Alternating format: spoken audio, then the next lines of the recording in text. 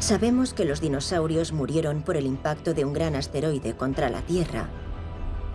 Pero ¿cómo pudo matar no solo a los dinosaurios del lugar, sino a todos los que habitaban el mundo? ¡Allá vamos! Hemos accedido en exclusiva a una extraordinaria expedición para ahondar en el cráter del asteroide. Y lo que están descubriendo es mucho más increíble de lo que Hollywood podría llegar a imaginar. El asteroide desencadenó una imparable y letal cadena de sucesos.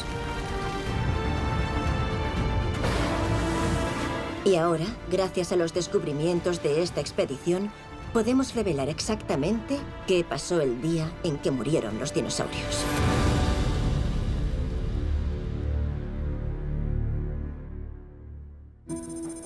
Para entender lo que sucedió, comenzamos aquí, en las tierras baldías de Vistey, Nuevo México, para saber cómo era el mundo el día antes de que el asteroide alcanzara la Tierra. Miremos por aquí. Los paleontólogos Steve Prusate y Tom Williamson buscan fósiles de dinosaurios. Un arroyo. Eso parece un hueso. ¿Es una tortuga? Esta es una de las áreas más ricas en fósiles del mundo. Sí, es un hueso. Vale. Anda, mira eso. Tiene una capa de hueso. Muchas veces recorremos estas tierras baldías buscando cosas que sobresalgan entre las rocas. Esa es la primera pista. Esto sobresale bastante. Por su forma sabemos que formaría parte de la columna vertebral de un dinosaurio. Es un hueso de la columna de un dinosaurio con cuernos. Probablemente fuera de un Pentaceratops, que significa cara de 5 cuernos. Tenían 2 cuernos sobre los ojos, 1 sobre la nariz y 2 sobre las mejillas. El Triceratops tiene 3 cuernos en la cara. Este tenía 2 más, 5 en total, así que era aún más extravagante.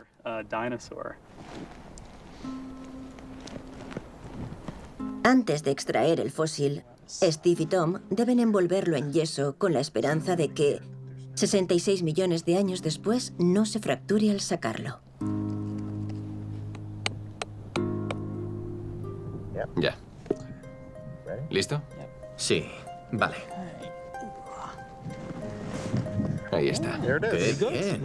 Mira eso, No está mal. es una maravilla. Aquí está, en el otro lado. Esto formaba parte de la columna vertebral del Pentaceratops y quedaría más o menos por aquí.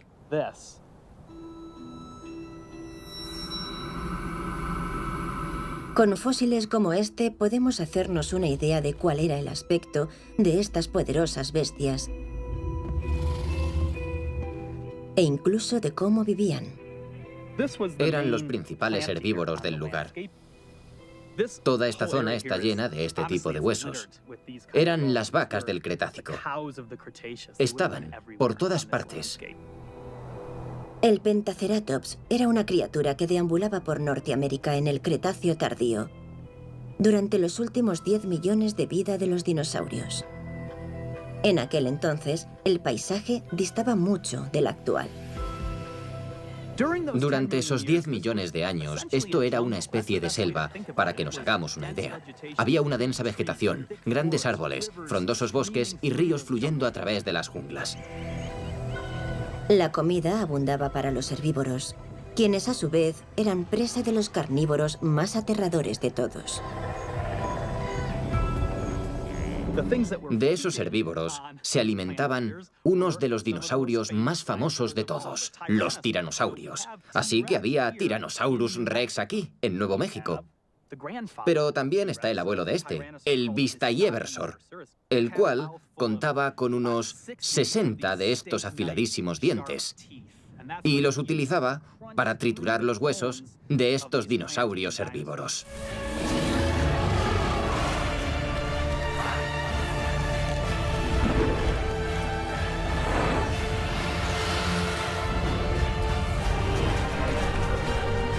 Los dinosaurios dominaron el terreno durante 160 millones de años. Pero no solo aquí, en lo que ahora llamamos Nuevo México, sino en todo el planeta.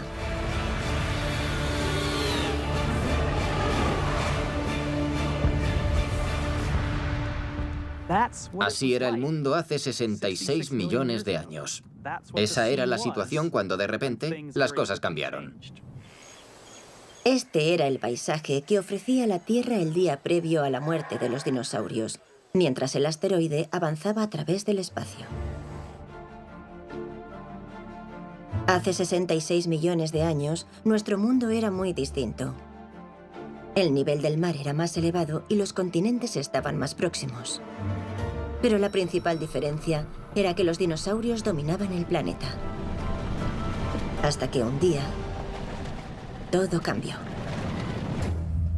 Un asteroide chocó contra la Tierra en el Golfo de México. La presión era aproximadamente la misma que en el centro de la Tierra. Las temperaturas subieron miles de grados. Malas noticias para los dinosaurios del lugar. Incinerados, vaporizados. Pero lo más asombroso de todo es que no solo los dinosaurios de la zona murieron, sino todos los que habitaban el planeta. Estamos viendo un Armagedón. Hay montones de cadáveres. Y ese ha sido siempre el gran misterio. ¿Cómo pudo un mal día en México convertirse en una extinción masiva a nivel mundial?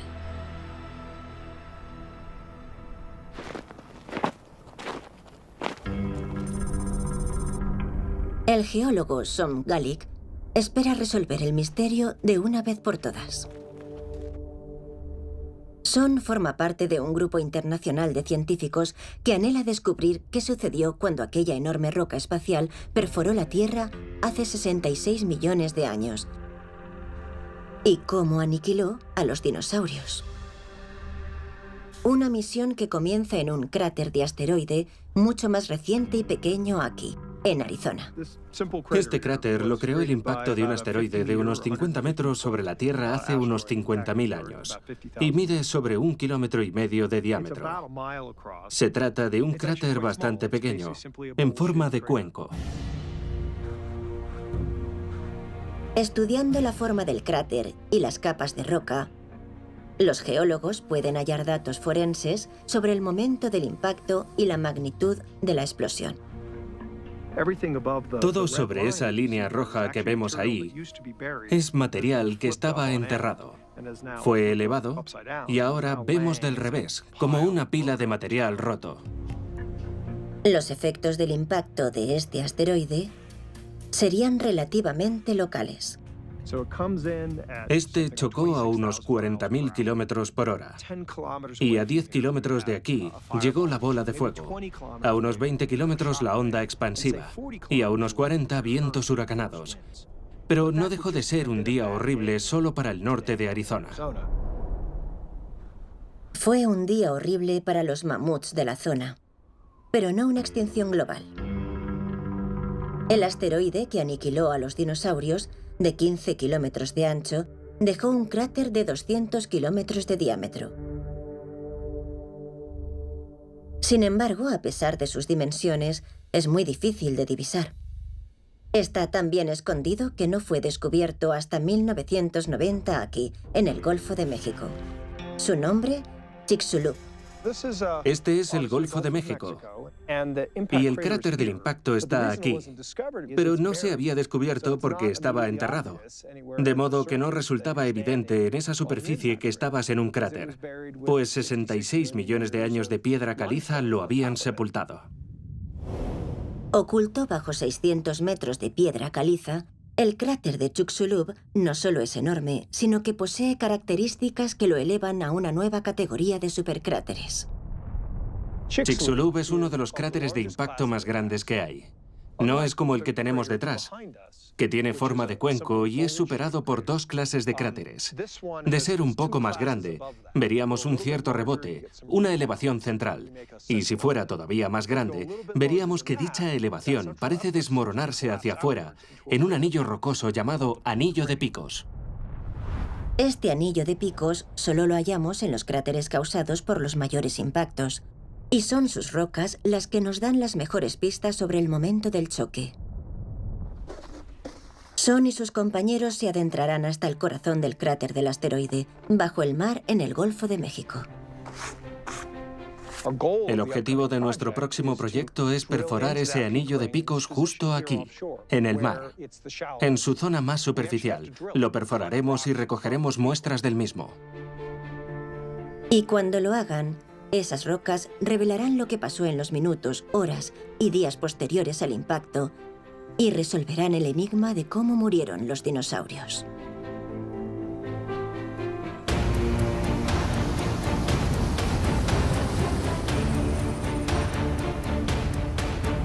Tras 20 millones de planificación y con un equipo internacional de científicos de 11 países, la perforación de este ambicioso proyecto para investigar el cráter de Chicxulub está por comenzar. Ahora mismo, bajo la plataforma de perforación y también bajo nuestra embarcación, se encuentra el anillo de picos de Chicxulub, sepultado bajo 66 millones de años de piedra caliza. Hemos escogido esta zona porque es el lugar donde el anillo está más cerca del actual lecho marino. Esos pilares son más altos de lo que imaginaba. Ya. Sí.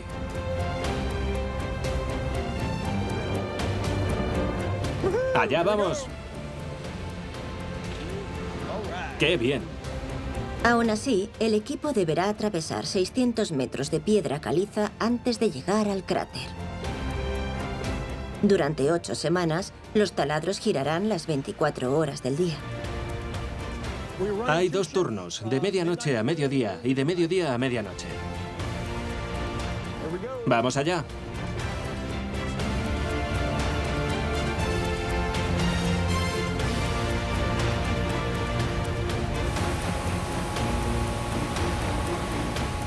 Esta es la broca. Cada uno de estos pequeños nódulos es diamante industrial. Intentaremos que aguante unos 100 metros. Es un gran esfuerzo a escala humana. La gente tiene mucha ilusión por la ciencia. Y de eso se componen los sueños científicos.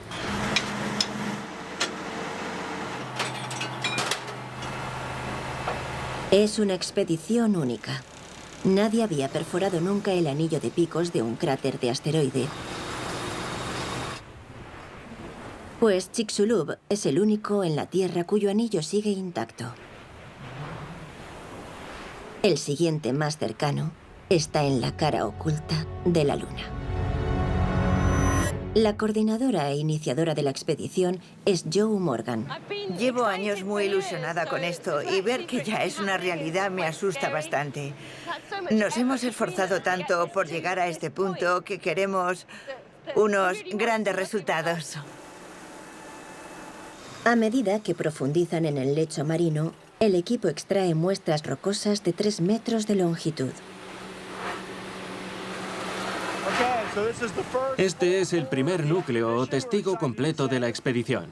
Extraemos muestras cilíndricas de roca de 3 metros de longitud.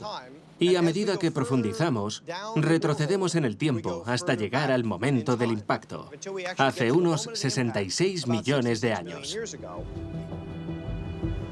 En cuanto un núcleo llega a cubierta, tomamos una pequeña muestra del material. La llevamos al laboratorio y determinamos su antigüedad en menos de 5 minutos después de haber aparecido en cubierta.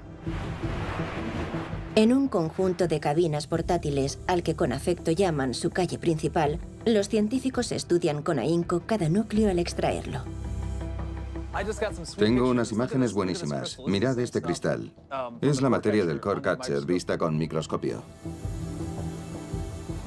Hemos estado utilizando la denominada imaginería acústica, la cual nos ofrece una imagen del interior del agujero y algunas de ellas, sobre todo de las capas posteriores al impacto, son una preciosidad. Cuando el equipo comience a extraer núcleos del cráter en sí, estos les darán pistas sobre el asteroide, su tamaño, su velocidad, la fuerza de la explosión y la cadena de sucesos que supuso el final del reinado de los dinosaurios.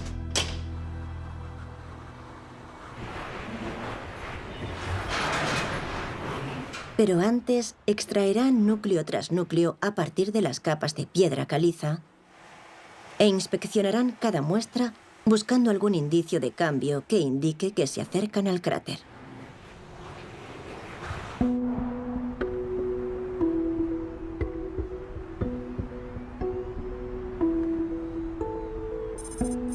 Uno de los misterios clave para el equipo es cómo un asteroide que cayó en el Golfo de México acabó con los dinosaurios de todo el mundo.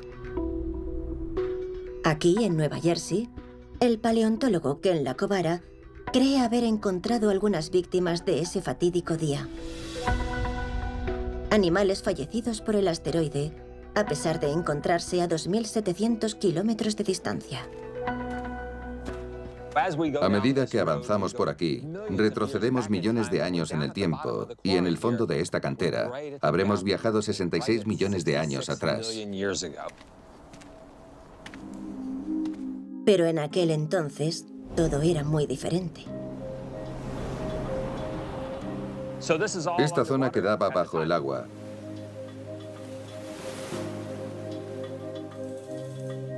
Si miramos las copas de los árboles más altos a unos 20 metros de altura, podemos imaginar el nivel del océano hace 66 millones de años.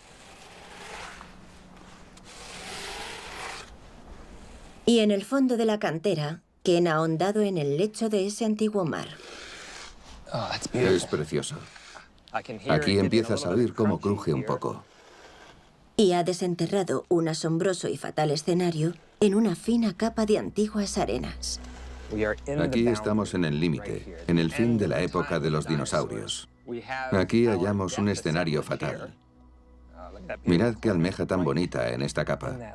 Vivió hace 66 millones de años y murió en el momento en que lo hicieron los dinosaurios y el 75% de las especies de la Tierra. En esta capa de huesos de su cantera, Ken ha encontrado una asombrosa cantidad y variedad de animales que murieron juntos. Aquí encontramos restos de mosasaurio. Los mosasaurios eran lagartos gigantes marinos del tamaño de un autobús. Tenían aletas por extremidades y una mandíbula de unos 2 metros repleta de afilados dientes como este, el cual quedaría por aquí junto a decenas de otros dientes.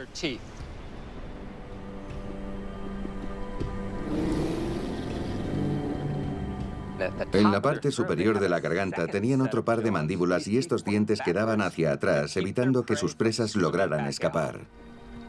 Era un monstruo marino.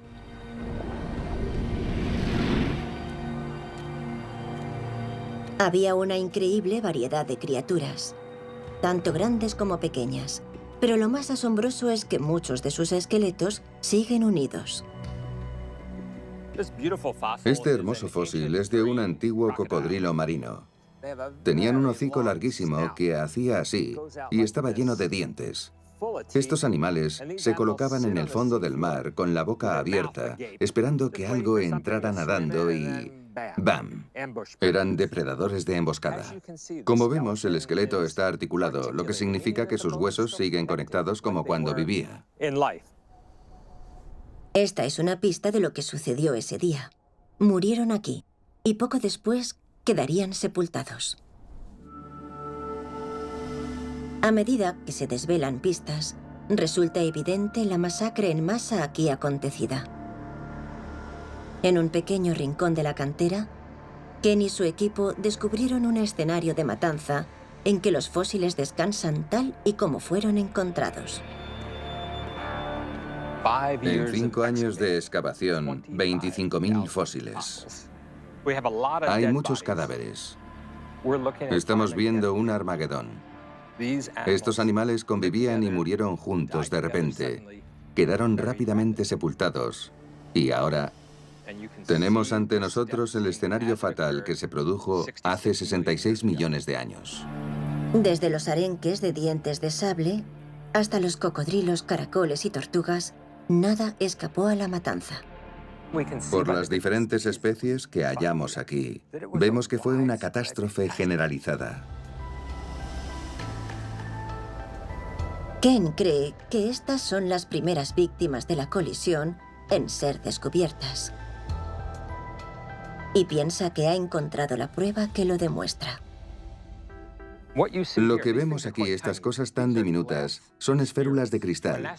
Cuando un asteroide golpea la Tierra, las rocas se derriten y estas vuelan hasta la atmósfera, pero al enfriarse tan rápido no pueden volver a convertirse en rocas, sino que se transforman en cristal y del cielo empiezan a llover pequeñas gotas de cristal fundido, las cuales encontramos en esta capa de huesos, en la capa de muerte en masa que vemos aquí. Pero aún hay más. Además de esférulas, también encontramos cuarzo chocado, diminutos granos de arena con unas peculiares líneas de fractura.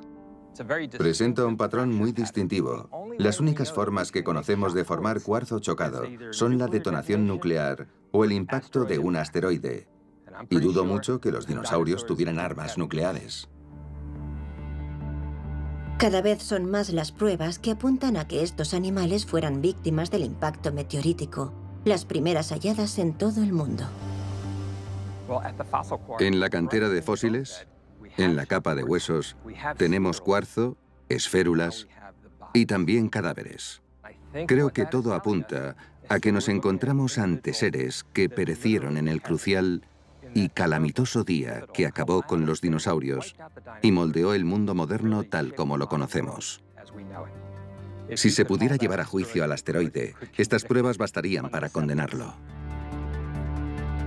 Este es el único lugar del mundo donde se pueden ver restos de criaturas que murieron a causa del impacto del asteroide.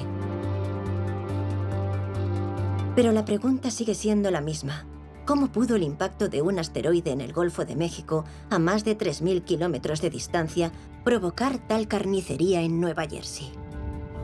¿Cómo se convirtió un suceso local en una devastación global?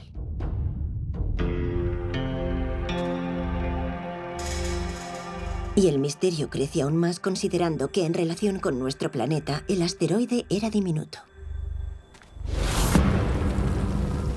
Si la Tierra fuera del tamaño de esta bola de bolos, el asteroide que nos golpeó hubiera sido del tamaño de apenas uno de estos granos de arena. Por tanto, no desplazó a la Tierra de su eje. Al igual que un grano de arena no podría mover esta bola, ni la destruyó, pero sí que causó que el 75% de la vida en la Tierra se extinguiera, incluidos los dinosaurios, o al menos los no voladores. Entonces, ¿cómo fue posible? Pues bien, creemos que cayó en un punto realmente malo. Volvemos al Golfo de México, donde la perforación continúa. La expedición espera llegar al cráter en cualquier momento y alcanzar las rocas que desentrañarán el misterio de qué hizo posible aquella aniquilación global. Déjame ver esto en el microscopio. Yo diría que es de hace unos 64 millones y medio o 63 millones y medio de años. Vaya. Esto era E4, que equivale a unos 53 millones. ¿Y ahora dónde estamos? En 63. 10 millones. Sí, es una buena estimación. 10 millones de años en 3 metros. En 3 metros. Estábamos estancados en la misma zona, avanzábamos muy lento y de repente, ¡bam!, un gran salto en el tiempo. Este enorme salto en el tiempo les indica que podrían llegar al cráter en cualquier momento. Y a las 3 semanas de arrancar la perforación... A medida que bajas hay más y más de eso. Tiene un tono verdoso. Llegan las pruebas de un suceso a una escala que nadie esperaba. Ahora tenemos 4 núcleos de arenas cada vez más ásperas. Y creo que el único proceso que podría generar algo similar es un tsunami. El hecho de que ya llevemos 12 metros de espesor lo convierte en uno de los mayores, si no en el mayor depósito de tsunami descubierto. Evidenciaba una violencia mucho mayor de la esperada. Un gran depósito de tsunami. O un gran pastel de tsunami. Con trozos de cristal. Y justo bajo la prueba de un enorme tsunami, algo vuelve a cambiar. Mira el color de la matriz. Pasa del verde al rojo. Parece fundición. Sí, parece fundición. Parece una muestra de fundición gigante. Esta roca no es fácil de derretir, pero la presión descomunal del impacto lo hizo. Es una señal de que el equipo ha llegado al cráter. Ya hemos entrado por completo a las rocas del impacto. Es muy fácil de ver, porque es granito, y podemos ver estas grandes manchas estilo leopardo. Este granito fue arrastrado hasta aquí desde las profundidades de la corteza terrestre. Esto se formó en el momento en el que los dinosaurios murieron. Este revoltijo de piedras es una prueba de la inconcebible fuerza del impacto. Durante las 5 semanas restantes, el equipo atraviesa otros 700 metros del anillo de picos del cráter. No creo que esto pudiera haber ido mejor. En cuanto al anillo de picos, tenemos unos 700 metros de material, así que estamos contentos. Tardaré en olvidarme de este lugar.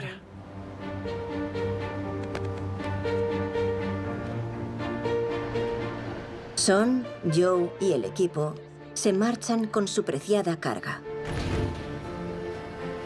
En ella se ocultan las pistas sobre cómo murieron los dinosaurios.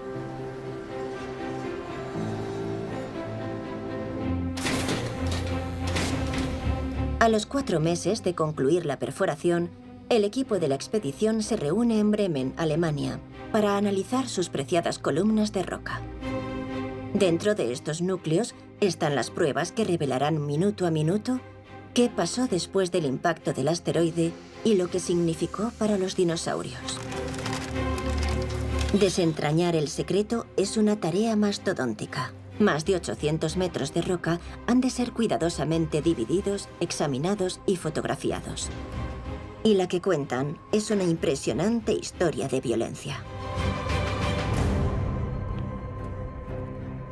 Este núcleo, superior al cráter, presenta la geología habitual de un lecho marino. Capa sobre capa de rocas, de aspecto similar, lentamente acumuladas. Estos 3 metros de piedra caliza tardaron 10 millones de años en acumularse, pero el impacto del asteroide afectó a la geología mucho más rápido.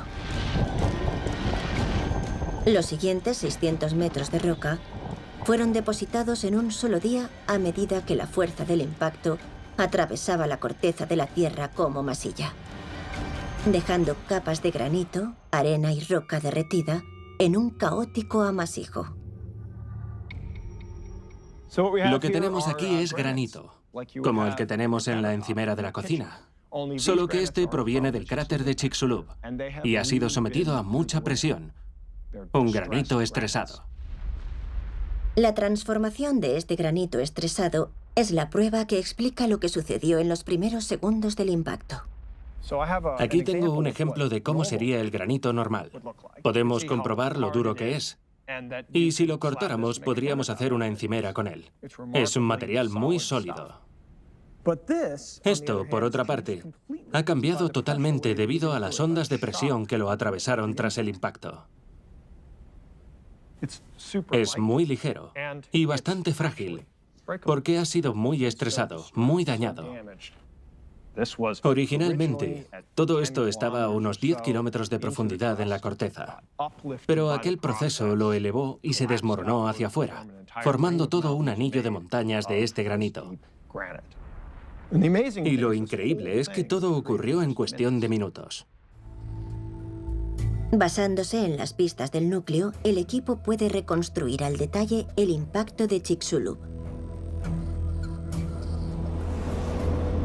Un cuerpo rocoso de unos 15 kilómetros de diámetro se aproximaba a la Tierra a unos 60.000 kilómetros por hora. Visto desde el planeta, habría pasado de ser un punto en el cielo a impactar contra él en apenas segundos. Demasiado rápido para verlo acercarse. Cayó en las aguas costeras del norte de México. El asteroide se evaporó al instante y las rocas de la corteza terrestre se desintegraron por el golpe, el cual generó un agujero de unos 30 kilómetros de profundidad y 100 de diámetro y expulsó el granito enterrado hacia arriba.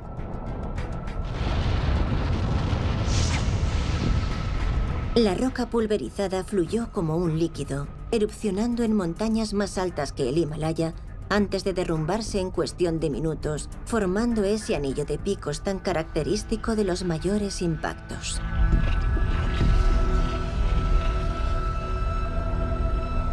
La Tierra se vio sacudida.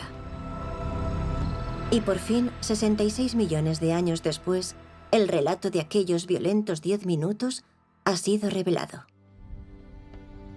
En este núcleo está la prueba de lo que sucedió después.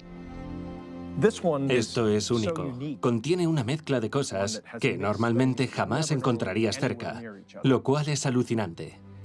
Si nos fijamos en los pedazos de roca, vemos unos con ángulos, con esquinas, y otros bastante redondeados.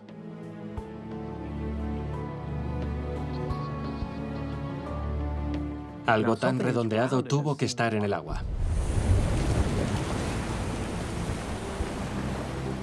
Fue tanto el calor producido que el mar se evaporó, dejando un gran agujero de unos 200 kilómetros de diámetro. Había hecho un gran agujero. Había apartado al mar y este tenía que volver. Pero el calor era tal que se evaporaba. Y acabamos con una mezcla de fragmentos redondeados y rotos que hacen que esta increíble amalgama parezca una encimera de granito falsa. Pero la gran pregunta es, ¿qué efecto tuvo esto en los dinosaurios?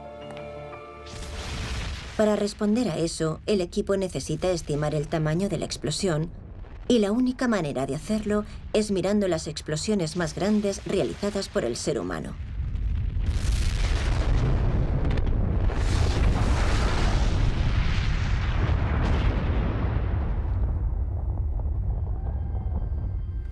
Este es el emplazamiento de pruebas de Nevada, el lugar más bombardeado de la Tierra.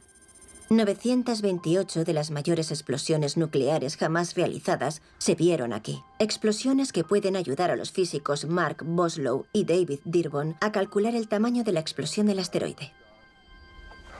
Bonita chimenea. Sí, y con las ventanas dobles enmarca bien dónde se produjo todo. Sí, veo la dirección de la que vino la explosión. Esta casa pertenecía al pueblo de Doomtown, construido para estudiar los efectos de una explosión nuclear. Sobrevivió a una detonación conocida como Apple II en mayo de 1955.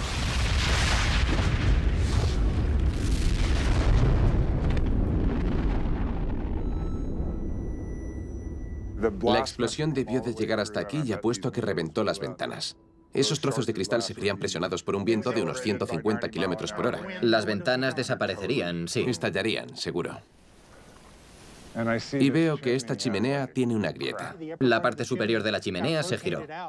No solo se giró, sino que se desplazó. La mayoría de daños los hizo la bola de fuego, el calor que generó y su onda expansiva. Las casas que estaban aún más cerca no sobrevivieron. Las pruebas como estas son muy importantes. Aquellos que trabajamos en impactos de asteroides, de manera natural empezamos a compararlos con explosiones nucleares, pues son fenómenos similares. Los investigadores tenían cámaras de alta velocidad, medidores para determinar la intensidad de la onda de choque, la onda expansiva en el aire.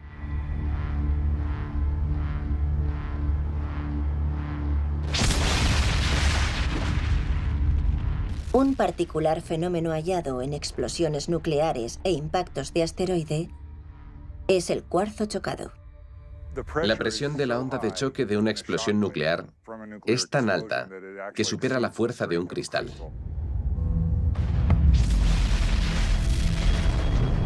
Por tanto, al verse sometido a tal presión, el cristal se distorsiona, y eso es el cuarzo chocado. Vimos la chimenea y la forma en que estaba fracturada. Parte de ella había rotado. Y eso es lo que le pasa a la estructura interna de los cristales. Se necesita la fuerza de una explosión nuclear para romper la estructura interna del cuarzo. Las líneas de fractura revelan la intensa presión del estallido.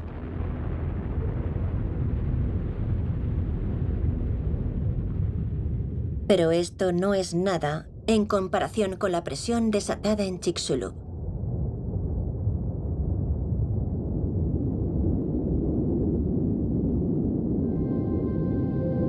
Oculto en las capas del núcleo, el equipo encuentra su propio cuarzo chocado.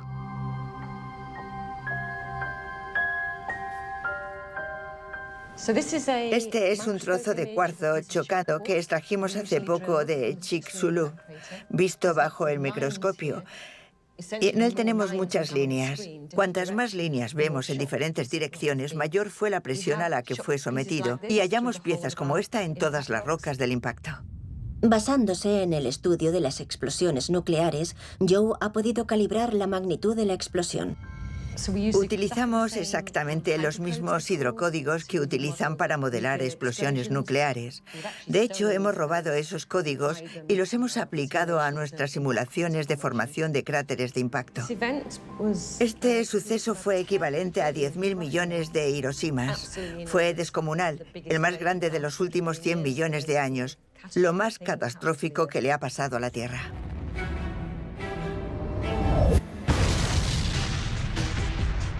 Fue como si estallaran 10.000 millones de bombas atómicas. Generó una bola de fuego que llegó a alcanzar los 10.000 grados centígrados. Además de una onda de presión que lo redujo todo a pedazos.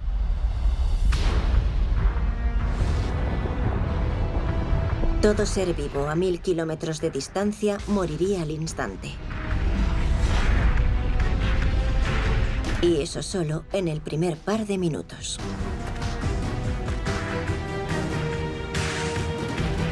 Entonces, ¿cuál sería el efecto de la explosión en dinosaurios como los que habitaban las tierras baldías de Nuevo México?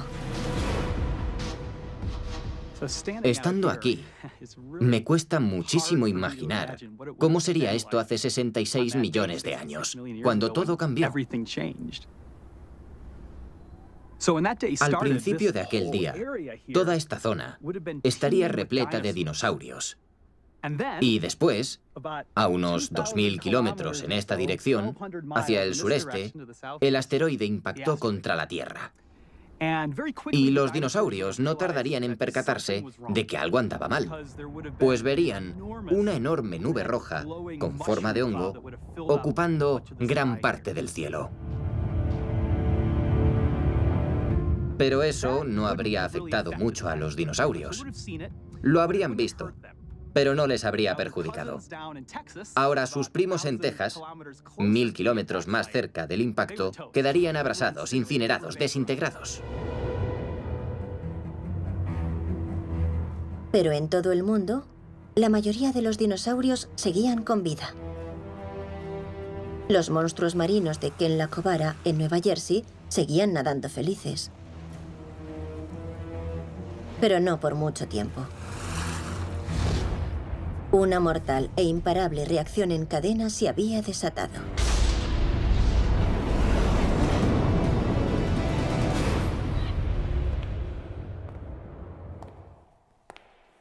Un núcleo en particular del cráter de impacto revela cómo un mal día en el Golfo de México acabó convirtiéndose en un desastre global para los dinosaurios. Ahora mismo estamos en la parte superior de la capa límite. Y este es el famoso núcleo 40 que tanto nos emociona. Si nos fijamos, vemos algunas capas oscuras y pensamos que pueden ser rastros del asteroide o de algo en las profundidades de la Tierra que fue elevado. Pero lo importante no es solo lo que está en las capas, sino el viaje que emprendió el material. Creemos que dio un par de vueltas alrededor del planeta antes de volver hasta el cráter. Es la prueba de una enorme eyección de rocas pulverizadas y restos de asteroide.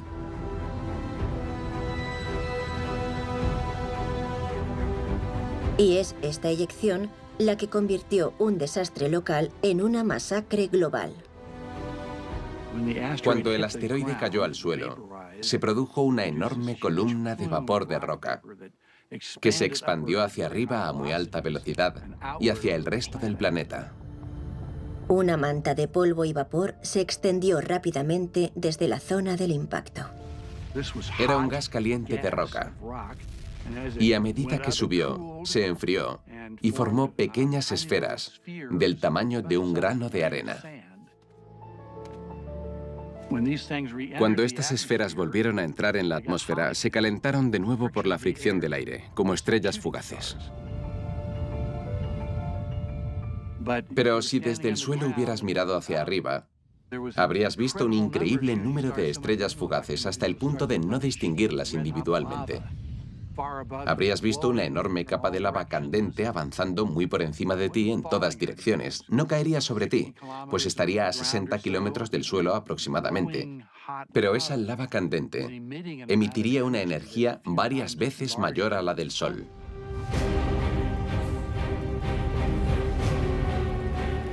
A medida que la eyección se expandió, las temperaturas en el suelo se elevaron a varios cientos de grados, provocando terribles incendios a su paso. No era un incendio normal. Este se inició en todas partes, por lo que era un incendio masivo. Y estos pueden ser mucho más abrasadores que un incendio normal. Todas las hojas en el suelo prendieron, y también las de los árboles y la maleza.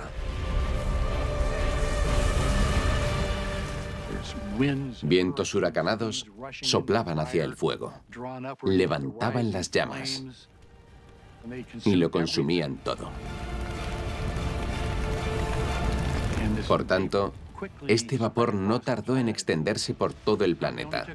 En apenas un par de horas habría llegado a los confines de la Tierra.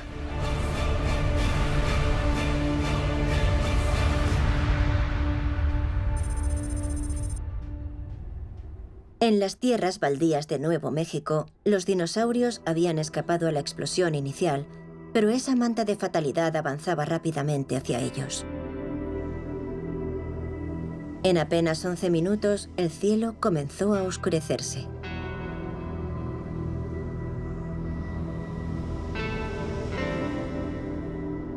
Realmente no empezó a llover fuego y azufre del cielo, sino que todo aquello calentó la atmósfera y la convirtió en un radiador gigante. Durante varios minutos, la lava en el cielo emitía un fuerte calor. En el suelo haría tanto calor como en un horno de pizzas, lo que destruyó a muchos de los dinosaurios y empezó a provocar incendios. En cuestión de 2 horas, todo este paisaje había cambiado por completo. La mayoría de los dinosaurios habían desaparecido y un nuevo mundo empezaba a surgir. El desastre se extendió por todo el globo. Pero había zonas en las que los dinosaurios podrían haber escapado de los incendios. Y no explicaba la matanza de la cantera de Ken. El mar no se incendió. Sin embargo, les aguardaría un devastador golpe final. Y la prueba no está presente en los núcleos, sino ausente en ellos. Un particular mineral de sulfato.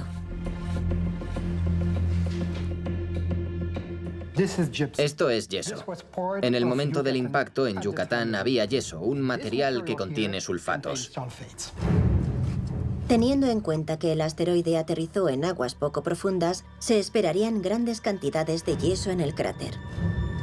Si nos fijamos en el núcleo recuperado del cráter de Chicxulub, no encontramos nada de yeso. No hay nada.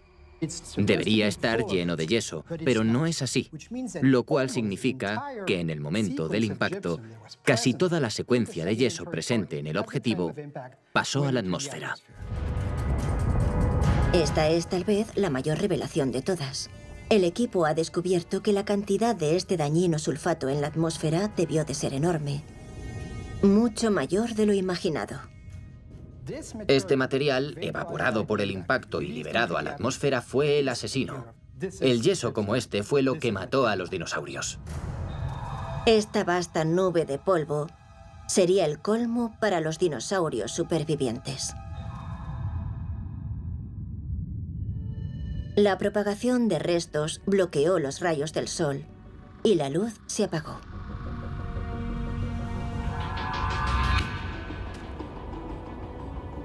Después de que los incendios se consumieran a sí mismos, la oscuridad se cernió de repente. Probablemente habría menos luz que en una noche sin luna. Podemos imaginarnos a los últimos tiranosaurios intentando cazar algo, pero eso sería muy difícil. De sobrevivir al fuego, hubieran muerto de hambre. Además, al no haber luz pasó a hacer mucho frío y al cabo de unos días la temperatura habría caído por debajo del punto de congelación. Las temperaturas globales se desplomaron 10 grados centígrados en cuestión de días. Y la fotosíntesis se detuvo, tanto en la Tierra como en el mar. Todos los restos y sulfatos en la atmósfera bloquearon al Sol. Y la cadena alimentaria se rompió. Una cadena que en el océano era cortísima. En menos de un mes iban del plancton a los superdepredadores. Por tanto, aunque hubieran sobrevivido a ese día, no tendrían nada para comer. Empezarían a morir de hambre y si eras tan grande como un mosasaurio, serías de los primeros en desaparecer. Fue este invierno nuclear el que causó la matanza masiva de la cantera de Kent. Los verdes paisajes se tornaron grises. Sin nada que comer en todo el planeta, los dinosaurios tenían pocas posibilidades de sobrevivir.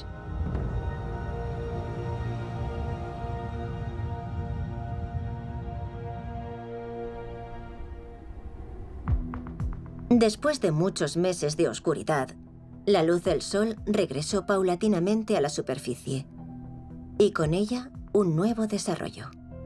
Las criaturas supervivientes habían heredado la Tierra.